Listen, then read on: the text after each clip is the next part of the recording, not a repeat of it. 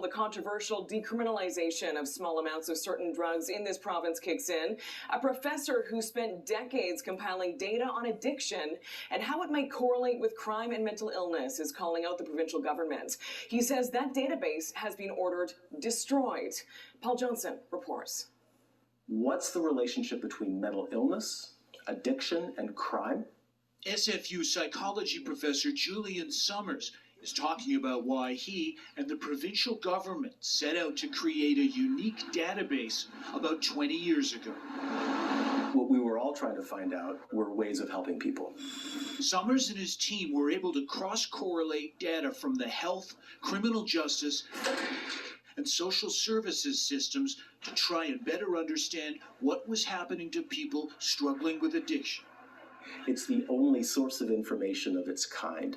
But just as British Columbia's overdose epidemic was intensifying, Summers was shocked to get a letter from the Ministry of Public Safety telling him to delete the database. He has his own theory about why. The instruction to destroy the data came 1 week after a presentation that I subsequently learned was very unpopular.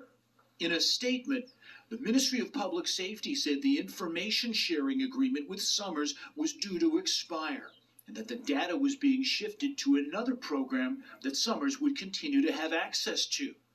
Though Summers disputes that, and the BC Liberal Party's new shadow minister for addiction questions why the government would order Summers to delete years of work. We need all the information that we can. I think that we haven't found the solution to it yet, and you would think that the more information that we have access to in finding solutions, the better it would actually be.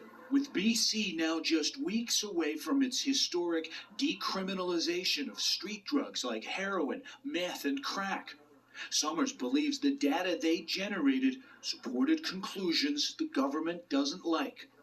So far, he's defied their order to delete the database.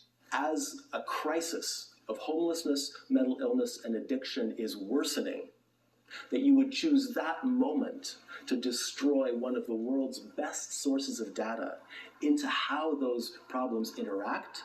Paul Johnson, Global News. Lumber giant Canfor is extending